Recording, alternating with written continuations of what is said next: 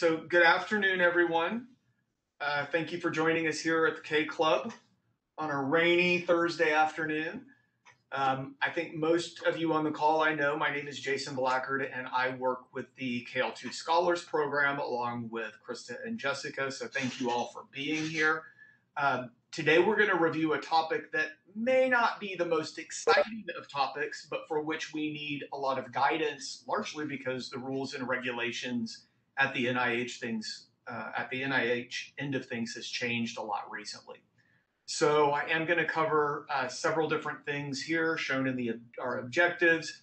I'll go through briefly some of the required elements of an NIH biosketch, particularly since this has changed in the last several months and will continue to change over the next year or so, but also a discussion about how to create and share your publication bibliography through MyNCBI. And then finally, we'll end on ORCID identifications, what they're used for, and then this whole thing that confuses a lot of people, PMID and PMCID numbers, and how you actually create them and update them, etc. So with that in mind, we'll get started by talking about NIH biosketches. And there's been a lot of clamor recently about this, and I would say a friendly reminder that these are required for all new and competing NIH applications as well as biosketches. So if you're regularly applying to NIH, you'll find that you're sending a biosketch pretty regularly. This URL shown here in red is actually where you will find all the required forms. Luckily, this site also has examples, which I think are really helpful. What most people are probably aware of now is that there has been a recent notice from the NIH about a pretty substantial change to the NIH biosketches. There is a hidden slide here that I'm not going to go through, but just so that you know that you'll have access to these slides. But some of those changes are highlighted here in very simple form. A personal statement, which was included before but has a little bit more information in it now. And then the section B has been updated and condensed a little bit to include positions, scientific appointments at your own institution as well as others, as well as honors, and then what we call contributions to science. When looking at this particular example, you should see off to the right of the screen is the current form. Make absolutely sure that you are looking at the expiration date and that you are using the correct form, because many times people are not, including your collaborators. So if you have a collaborative grant where you are submitting your biosketch along with several different collaborators, you as the PI, the submitting individual, should confirm that your collaborators are also using the correct form. And it's not just the correct form anymore, there are actually some minor formatting changes as well. So make sure that you see that 2/28/2023 expiration date. This is the blank example form that NIH provides. Many of us, myself included, have had to kind of update their biosketch recently and are still probably in process of that. But I would always encourage people to think about what is similar between your biosketch and somebody else's. So this means that it's perfectly fine for me to say to Jessica, can I look at your biosketch to make sure that mine looks okay, and vice versa. Consider who reviews your biosketch other than yourself. And if your answer is no one, then feel free to pull in your collaborators or your grants administrator specifically to look at it. You'd be surprised how often people don't really do these incorrectly. They just don't maximize the information that they put on their biosketches. So they lose an opportunity to talk more about themselves, particularly in that personal statement. But a grants administrator has the job of looking at all of the materials that you're submitting.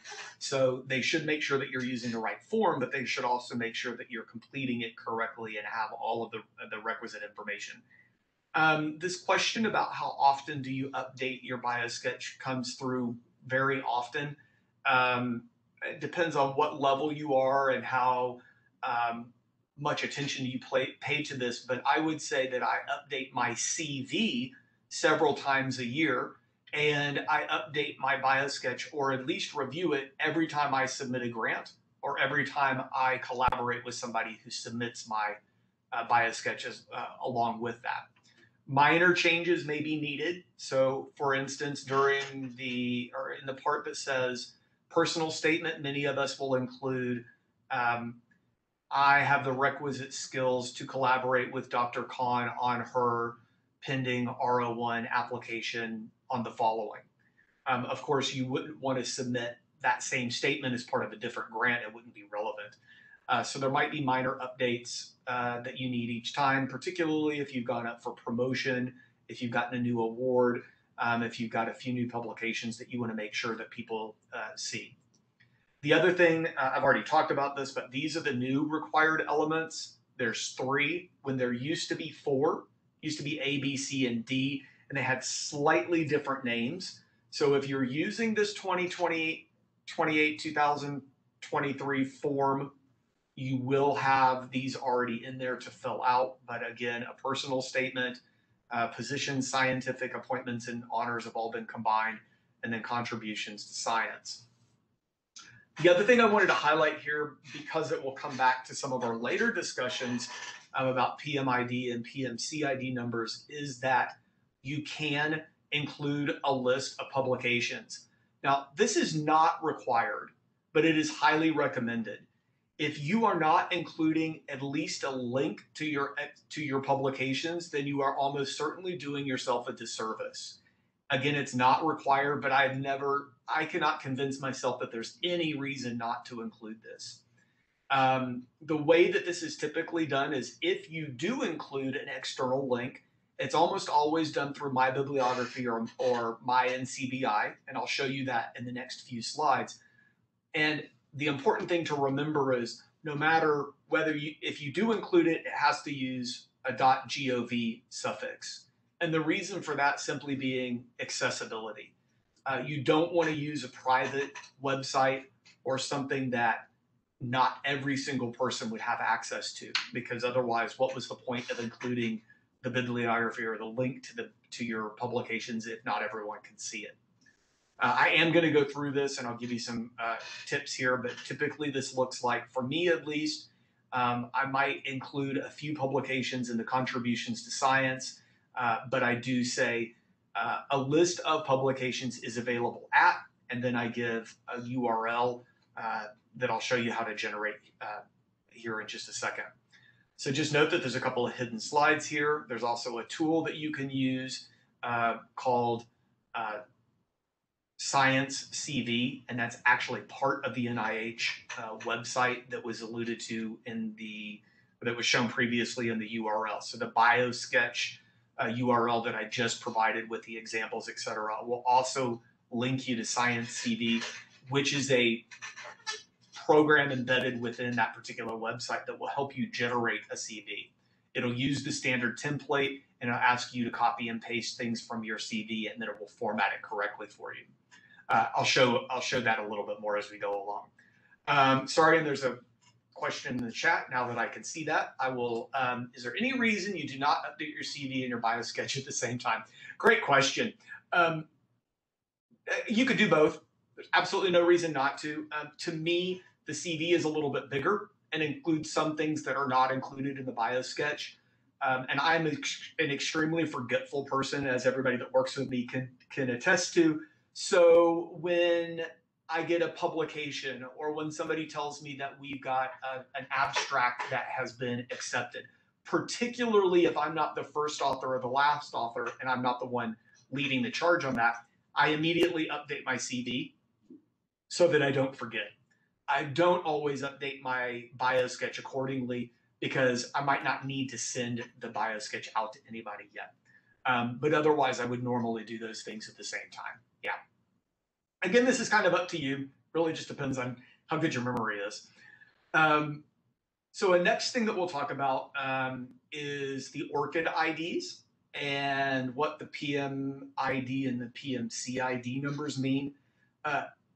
ORCID's a little bit more straightforward. Just keep in mind what this means.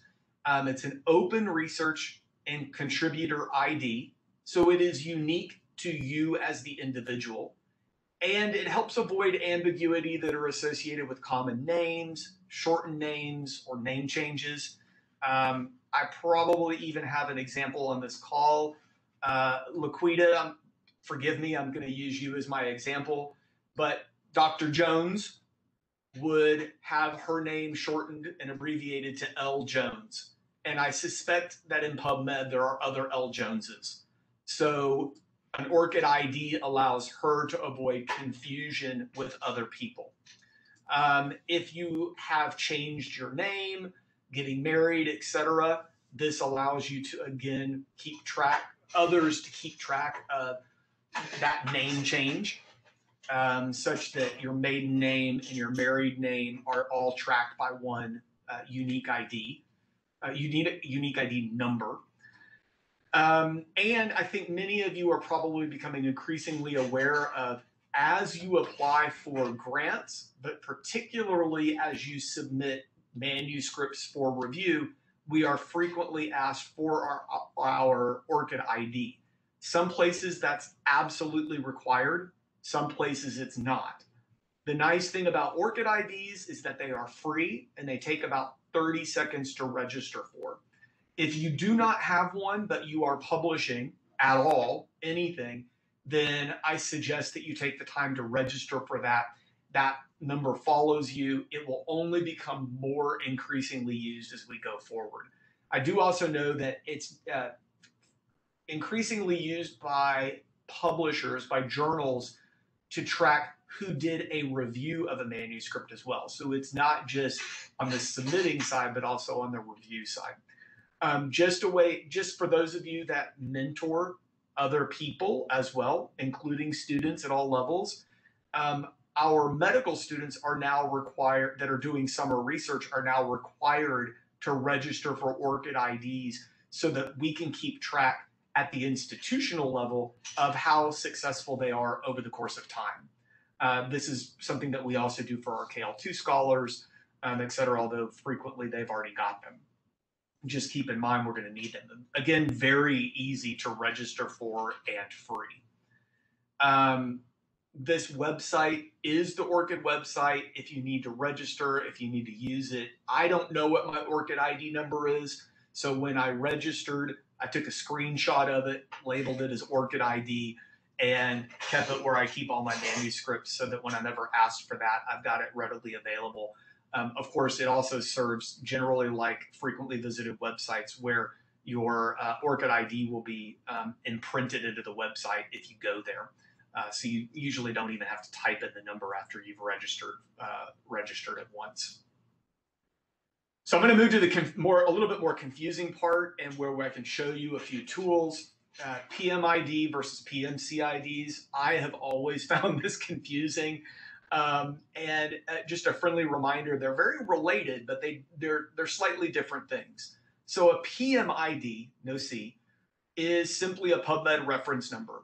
It's assigned by the National Library of Medicine to index anything that physically resides within PubMed. Now, of course, there are things that are not referenced in PubMed. So for the most part, perhaps with no exceptions that I can think of even, PubMed is peer-reviewed journal articles. And not necessarily all of them. If you have a smaller journal or a very new one, particularly if it's located outside of the US or Western Europe, they may not be PubMed indexed yet and trying to do that. Another example is if you write a non-peer-reviewed article, say I wrote something for AGA Perspectives recently for gastroenterologists interested in hepatitis B. That was reviewed by the editor, but it did not go through a rigorous peer review process, and that wouldn't show up in PubMed. But otherwise, the vast majority of things do show up in PubMed and are assigned a PMID number specific to that article. Where this gets a little bit confusing is the PMCID numbers. And what this is a PMID number that indicates compliance, the C part, with the public access policy and procedures for all NIH or NIH awards or NIH funded researchers. So that difference is really if you are receiving any sorts of funding from the NIH as the PI, as the collaborator, as a KL2 scholar, for instance, then there is a public access policy that we need to meet. Those PMCID numbers are pretty easy to generate. I'm going to show you here in just a second. So everything that has a PMID number may not have a PMCID number because not all of us are doing NIH funded work for every particular project.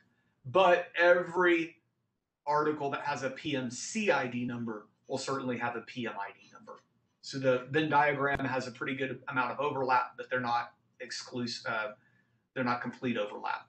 I've also included a website here that talks a little bit more detail about this. This is NIH updating us periodically about the differences and why they're needed. But this is a compliance issue, and you'll find that if you're, you'll see shortly, if you're not in compliant with particular articles, you'll see a warning that are very simple and straightforward to address. So, is it required, or when is it required? So this public access policy applies to any manuscript that's peer-reviewed and was published after April 7th, 2008. So there was they did not grandfather anything in. They basically said, we'll let you slide anything before 2008. But if it's peer-reviewed and it occurred after 2008 and one of the following is met, there's any direct funding from the NIH, from an NIH contract, or from an NIH intramural program, or if you're an NIH employee. So for the most part, this applies to just about everything that we do. A few minor exceptions, but again, if that particular manuscript was peer-reviewed and published after 2018 and had any NIH funding associated with it, then this PMCID policy applies. You can read a little bit more with the URL, a little bit more detail, but those are the main points for it. And remember, that's an and. You have to meet all of those criteria. Otherwise, it's just not required, and it's still indexed in PubMed, but with a PMID number. So this gets a little confusing, and I want to show people how this actually gets done. I have to do this periodically with my publications and with my Biosketch. So we'll start with the basic NCBI landing site that would allow us to assign PMCID numbers. This is what that website looks like. And you'll notice in the upper right-hand corner, you have the sign in to NCBI. NCBI has changed a little bit how they've allowed people to log in. You can create an account. I find that a little confusing myself because then you have to remember what that new account is and a new password. Luckily, what they did to change that's really helpful is allow you to either log in using your ORCID ID or allow you to log in using your ERA Commons ID. So if you've ever submitted a grant to NIH as a collaborator or as a PI, you will have an ERA Commons ID. Mine is my first initial and my last name. That simple. And that particular sign into NCBI link will allow you to use several different login options such that you don't have to create a new account and remember passwords. But as you can see here, here's a landing page. Once we log in, this is what you actually see. Now, again, just a friendly reminder, in this case, I logged in using my ORCID ID. So it's showing, you are seeing my ORCID email. I have never once answered that email or sent anything to it. It just has to do with the way that I logged in. It could be my university email as well, or my ERA Commons username. So in this case, what you're seeing is my bibliography. This is what it looks like in NCBI, the MyNCBI or the My Bibliography program. Those two are kind of used interchangeably. And you'll notice down at the bottom, I have added the hyperlink for this. So if you want to go back and see the fuller list of what I'm showing you, this is publicly available. Now it is specific to me, of course, but you can tell by the very end of this saying public that there's a private option and a public option. Private means you and only you, or your designees. Public means that anybody on this call could use this URL and go and look at my bibliography. That doesn't mean they can make any changes to it. It just means that they can view it. So you don't have to worry about somebody going in and adding or subtracting publications.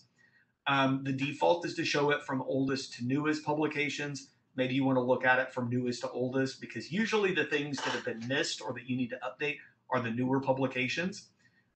For me, the way that I use this program is pretty straightforward, and I'll show you a few more examples here. But I look and say, okay, I know what I've published in the last year or so.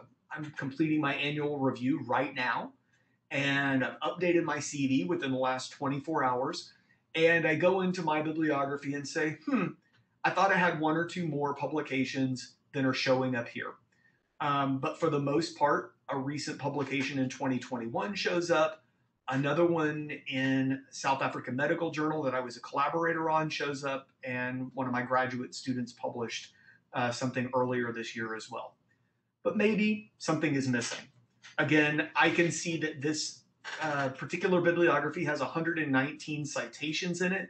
So I've done some work on this already. I've already created this file. That may not be the place that everybody starts. If it isn't, and you're creating your My Bibliography for the very first time, then what you actually do is go into this program and do a search for your name and identify, of all the hits, which ones are specific to you. So I have a pretty unique last name, and if I search for J. Blackard, I'll get 125 hits or so, and one or two of them are not mine. I could simply select all of those that are mine and add them to the bibliography, which is what I did the first time. Or I could also change my initials to JT, my middle name, and see how many hits I get there. Unfortunately, those of us that use our middle initials, sometimes it gets used and sometimes it doesn't. So you have a little bit more work setting this up the first time, but afterwards it's as simple as doing an update to your CV or to your NIH Biosketch. Let me show you. So again, this is where I say, I'm just looking at it. There's clearly more pages to this. You can download this if you want to. You can share it with others, and there's all sorts of editing functions that come up right here in this Manage Citations option. This is where I'll show you shortly you can add citations versus MyNCBI. This is where you can return to the main menu back up here and do some managing of the bibliography itself, like how you share it with others or giving people edit abilities if you have an administrative assistant that you want to have help with this, etc. So let's say that you've never accessed MyNCBI before, My Bibliography, or you don't update it regularly and you want to add a couple of recent citations. So this is what that landing page looks like. Excuse me. If you were to click on MyNCBI here, you'd end up with something that looks like this. Yours will look slightly different for a variety of reasons, because there are actually ways to customize this page, and there are actually 6 or 7 boxes that are normally shown here, and I've deleted a couple that are not useful. So my page will always look a little bit different than yours, but what you'll see is the ability to search MyNCBI, which means PubMed at this point, for publications that you might want to add. Maybe you've done searches on yourself previously that you wanted to save. I don't really use that function very much. Maybe you've got a collection of citations where you've got your citations on this particular topic in one collection versus your citations in another topic in another collection. Again, this isn't something I use very much either. But the one that I use the most is literally creating that web link, and you see right here, this is actually the URL that was created. So if I want to share my bibliography with somebody else, which is almost always in the context of a biosketch that I am sending to the NIH, then I would simply copy and paste this URL. Again, notice that it says 119 items, which means there's 119 citations in that. But there's a little note here that I've highlighted with the red arrow that says 2 of your citations require attention. Please click to resolve the issues. Now, don't get nervous and freak out here, because usually the requiring is something very simple. You have a new publication that NCBI recognizes that it wants you to confirm actually belongs to you, or it's asking you a simple question: did this publication include or involve NIH funding, yes or no? So if I wanted to resolve those issues, I would simply click on that, and what you'll see is what I've shown you here as a screenshot. 2 citations require attention. Please click to resolve this. And I think in this case, again, it was something as simple as making sure that this was in fact me. Again, there I am, Blackard JT is how I use my name this time. And I would simply click on this button here and submit that information. This is an internal review. This isn't anything complicated. It's it's really a spot check for NIH and the National Library of Medicine to make sure that you are getting recognized for the work that you did in an appropriate manner. You will notice that you can add citations, and this is where, for those of us that want to update our bibliography periodically, we want to say, well, I've got something that's showing up in PubMed, but it's not showing up on my bibliography yet. Again, the bibliography is updated by you. It is not updated by PubMed. So the two are connected, but they are not identical. So if you have a publication that came out in the last 2 or 3 months, if you have not gone into your bibliography and updated that, it will not appear. But it's quite easy to add, because we can then say, I'm going to add a citation from PubMed. You can also do this manually. I personally, doing something like this manually means a lot more typing than if you look for it in PubMed, but maybe there is something that is not indexed in PubMed that you still want included. In fact, I did this a couple of days ago. I realized there were a couple of articles that had been missed by PubMed a long time ago because the journal had never been indexed by PubMed.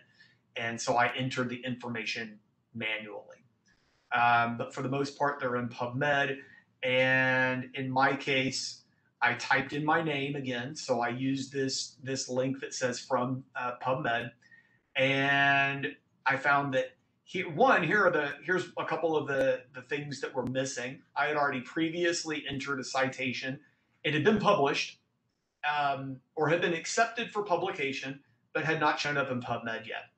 And you can see this warning is really simple. It says, this is the information that I entered, and now PubMed is finding this publication. It simply wants to note, are they the same? Now, in this case, they are, so I should have pushed this button up here. I'm basically saying, are these 2 things identical? Which they are. And then I would simply go to the next citation. They're really that simple. Every once in a while, something isn't found, and you do have the option of kind of bumping back out and waiting until later. But for the most part, you click on that first option and move on to the next citation. There were a couple of things that were missing in my case. I had just published a review article that is actually now present in PubMed, but it wasn't at the time. This usually applies to what we call accepted but not published, or EPUB ahead of print. So let's say you get something published or accepted today, and you want to include that article in your biosketch for a grant that you're submitting next week.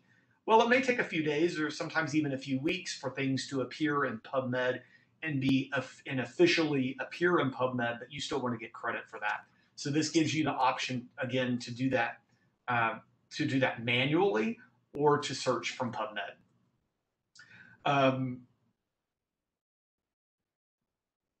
Let me stop there and read the question in the chat, because I think this is some. So ERA Commons versus your ERA username. They're actually the same thing. So in my case, my username, and it doesn't even matter that people have your username because it's all over your biosketch. My username would be J Blackard. my ERA Commons username and ID are the same.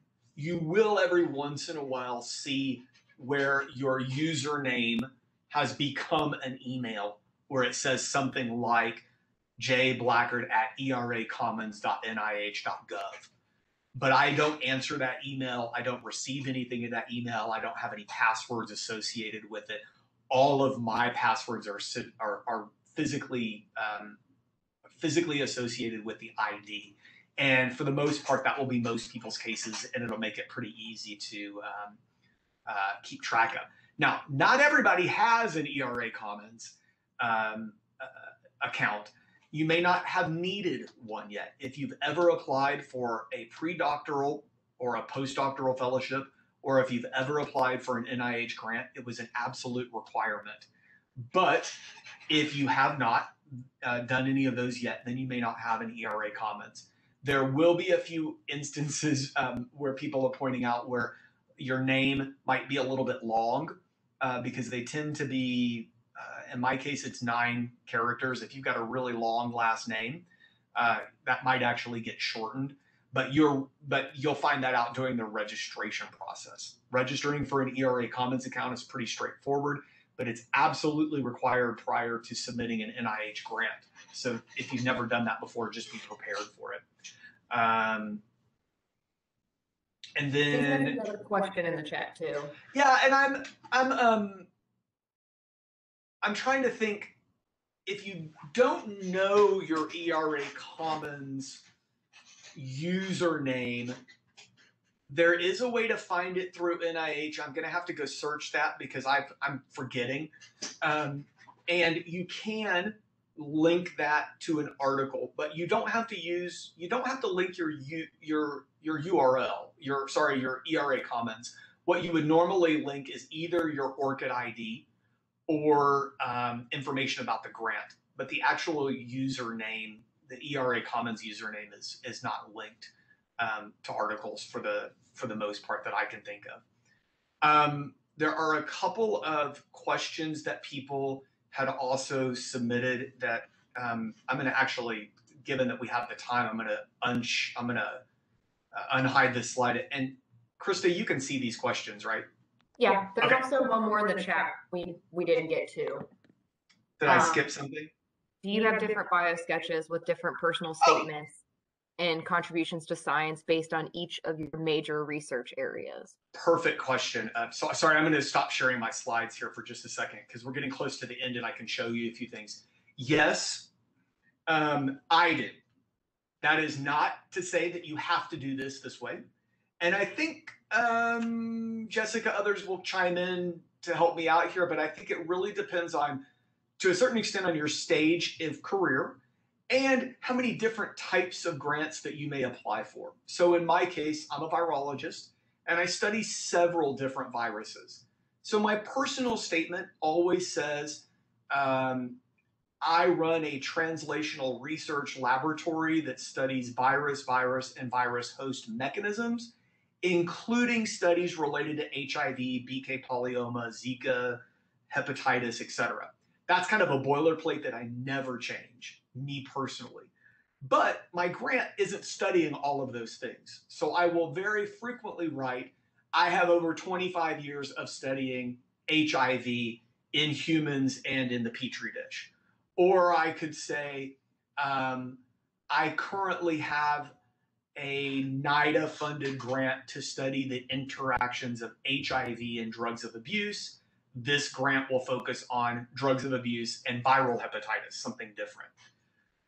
But every once in a while, I'm actually part of the CCTST, of course, so I'm submitting a biosketch that actually is a little bit more focused on my administrative responsibilities. So I might actually change my personal statement to still include that boilerplate about my translational research, because that is a huge portion of what I do.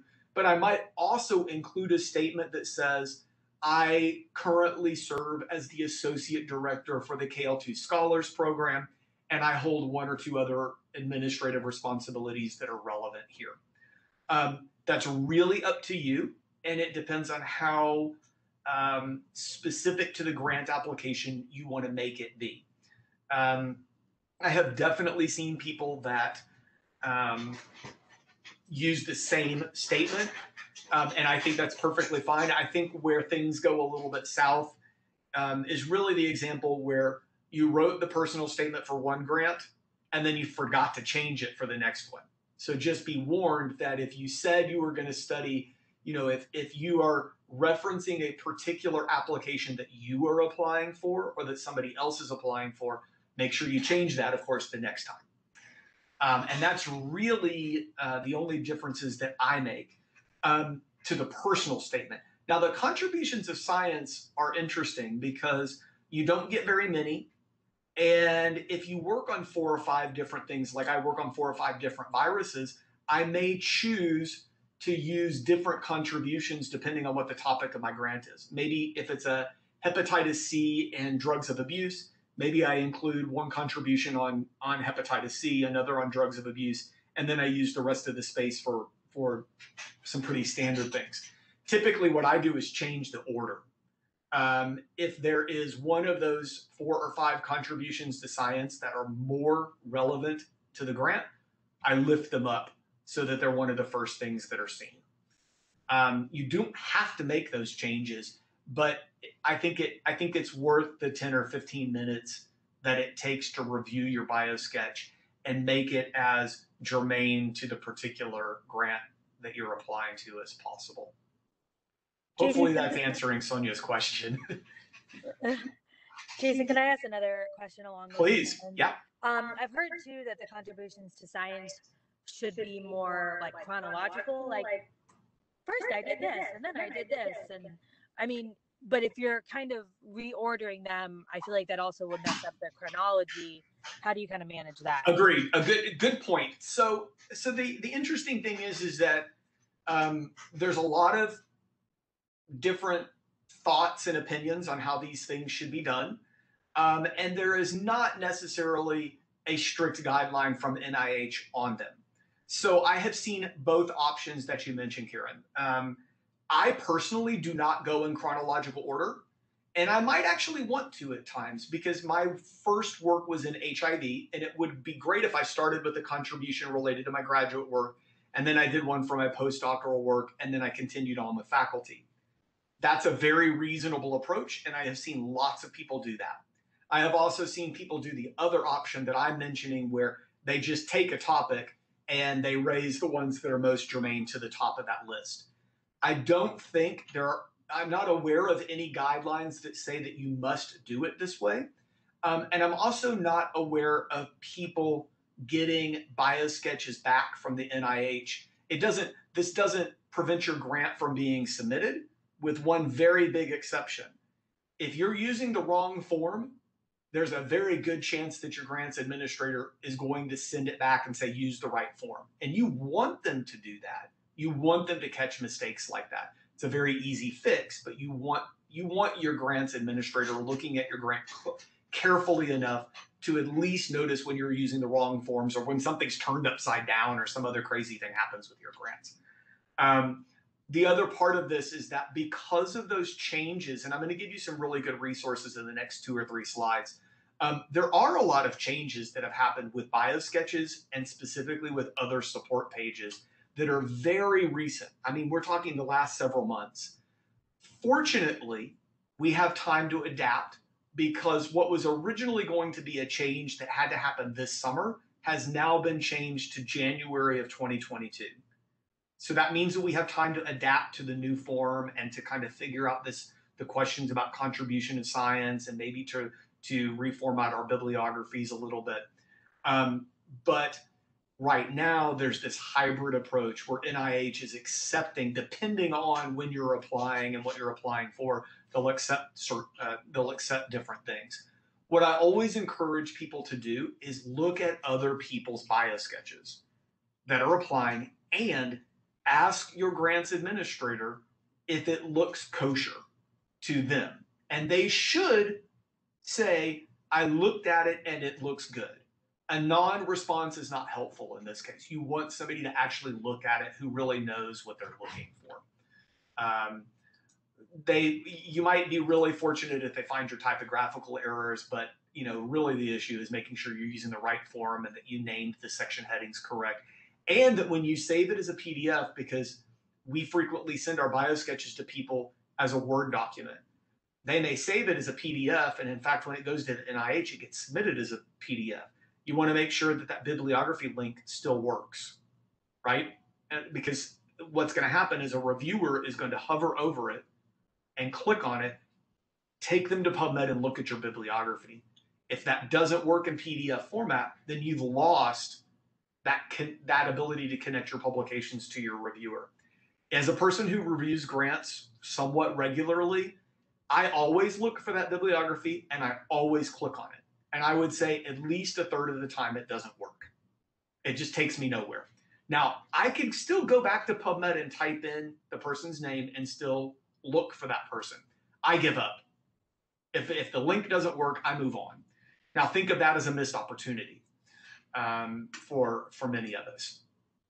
So let me make sure that I'm showing the right slides here too. I'm going to go back to sharing the slides just so we can look at those. There are some questions that we got in advance, and I think most of these we've already talked about, but I'll just make sure. So in order to not violate any publication rules, but share your work with your professional network, do you recommend attaching your ORCID link within LinkedIn? So this is a really good question because, to be quite honest, it's not one that I have a lot of experience with. I personally don't use LinkedIn at all. That's just me, partially because maybe I'm a little old-fashioned, or maybe I'm lazy and just don't want another thing I've got to check.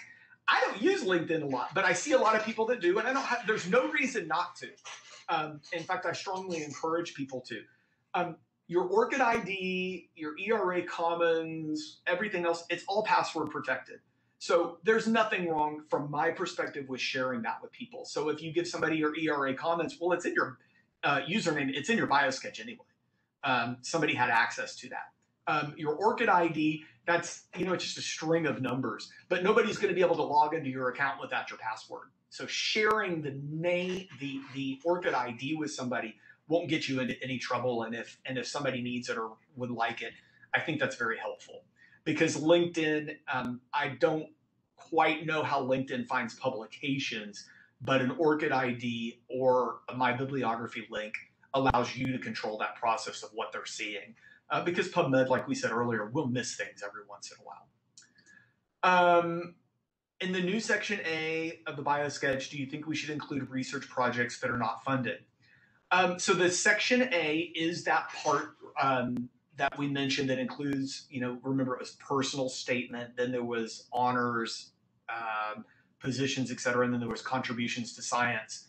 Unfunded research is an interesting thing. It happens all the time. It happens to every one of us, regardless of our stage of career development, regardless of title, regardless of institution.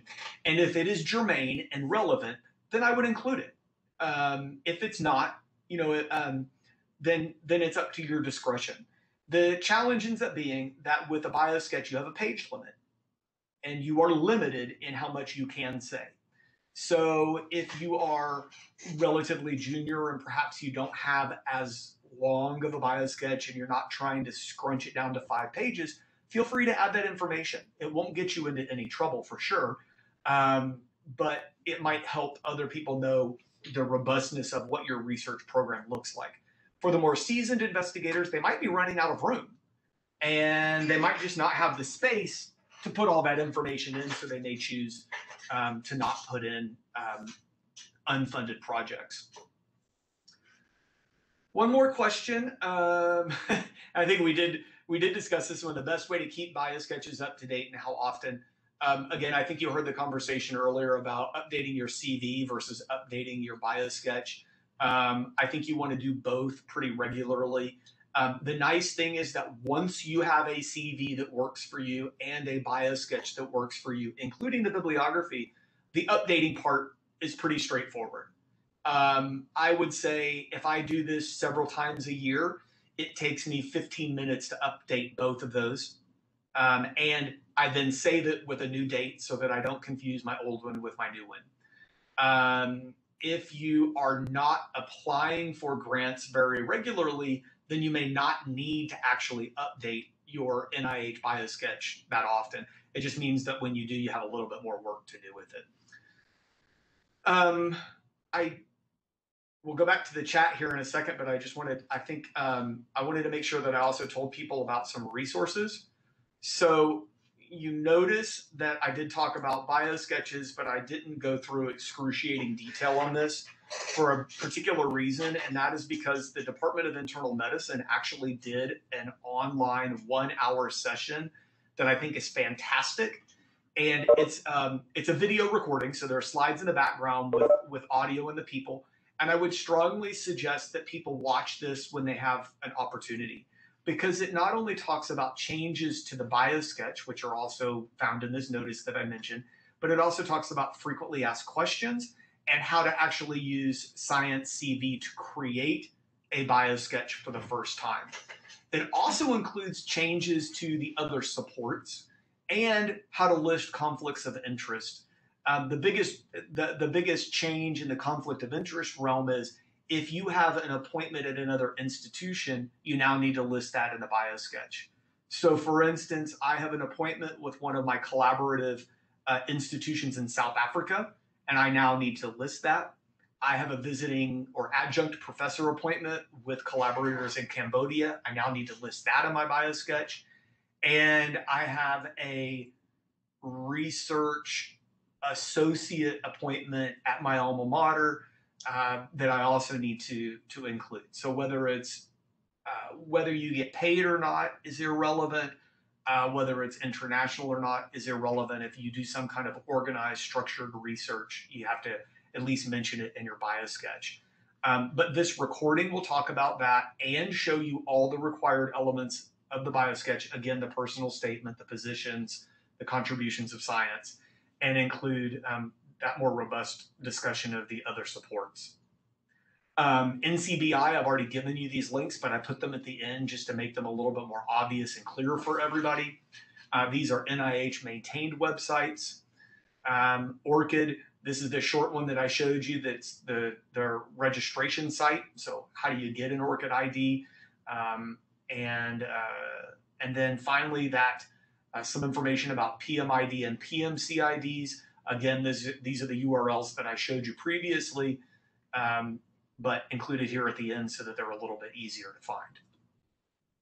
So with that said, I'm going to bump out and stop sharing my screens and see if we have any more questions. Looks like we do have a couple. In the new Biosketch, you can highlight publications. Is there a limit to how many can go there?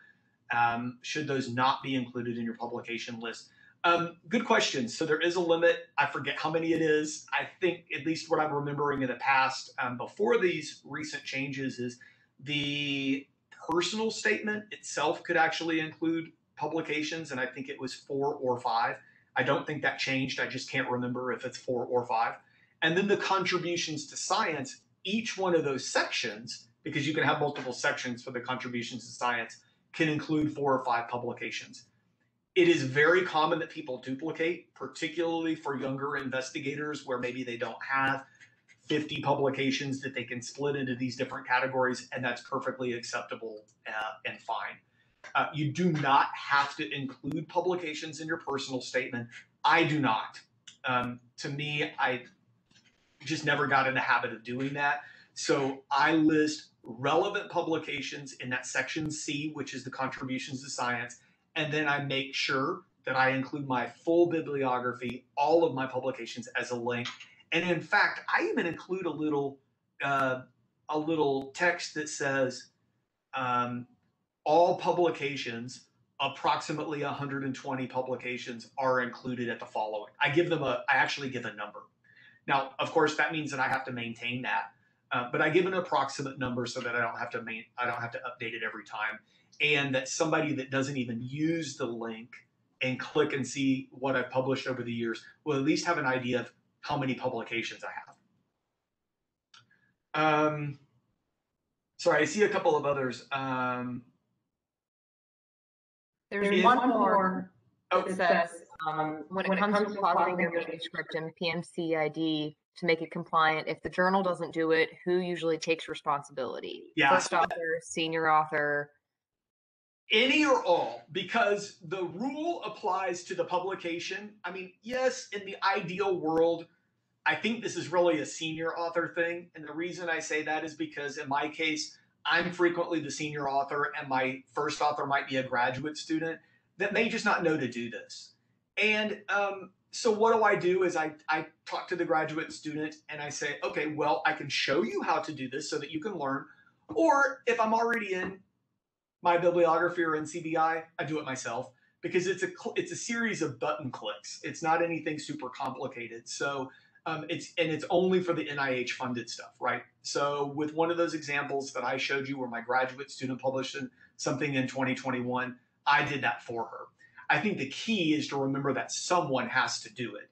And if no one does it, you'll see it flagged and anybody that logs in can take care of that publication. And there's absolutely nothing wrong with if Jessica and I share a publication, there's nothing wrong with both of us going in there and trying to do that. It's a little, it's overkill, but it's not gonna cause any problem that I've registered the publication and forgot to tell Jessica, and then she went and did it the next day. It doesn't create a duplicate. Do you get dinged? I like this question. Do you get dinged by NIH during review if you see out of compliant publications? This is perhaps one of those places where the bark is worse than the bite. There are some instances where this is essential, but it tends to be, in my understanding, in my experience, tends to be more on the administrative side. So if you are submitting your own grant, if Karen is submitting her own grant as a PI and not all of her manuscripts are compliant, I am not aware of any circumstances where the NIH does anything other than tells you that some of them are not compliant. It is something that can be reviewed during the review process.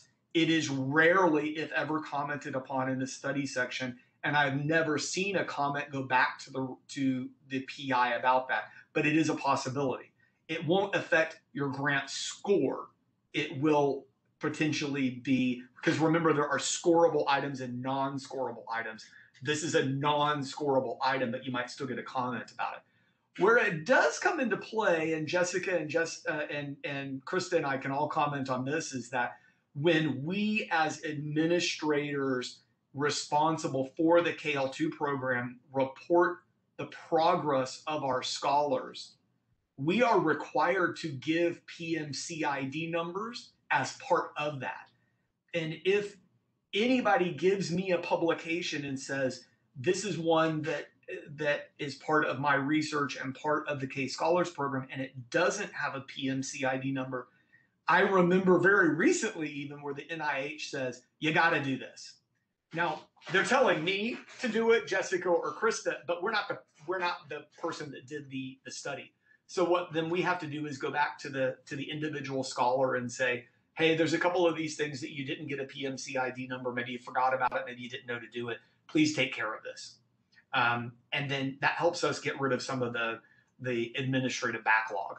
And you do have to do it. Also, I mean, I think that NIH won't release funds if you're non-compliant now. So it actually is really important. That's a good example. I don't think I agree with Jason about the grant review, but for like getting funding released for your grant or your RPPR, like your next year, like they now won't, I don't think they'll release it if you're not in compliance. So I think you really need to do it. That's a good point. I've not actually experienced. Thank you, Jessica.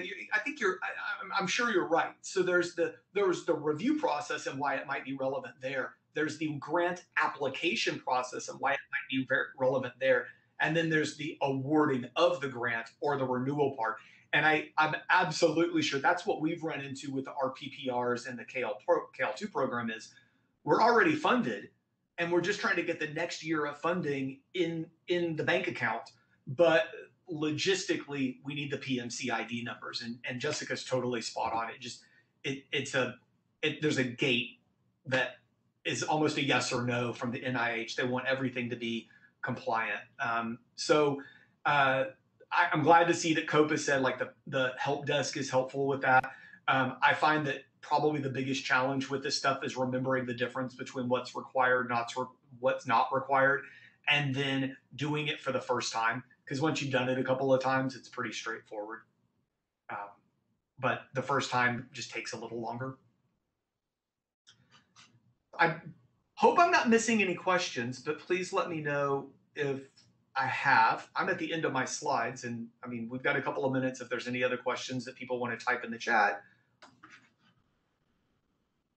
Elizabeth, I see your hand, but you're muted. So sorry. 2 hands even. Better, right? Well, and I was trying to type in the chat and I wasn't going fast enough. So my question is just to clarify, if I have an article that I'm not able to find through my bibliography, and I can't even find it in PubMed, if I add it manually to my bibliography, a PMCID will automatically be added?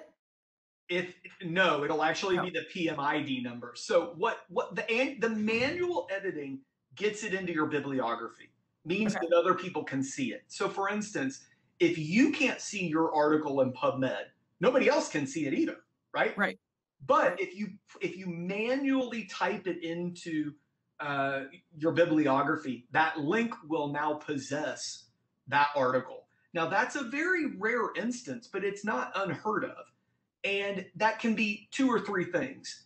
The most obvious would be your article has been accepted and is called an EPUB ahead of print, but that information has not been transmitted from the journal to PubMed, but it will be.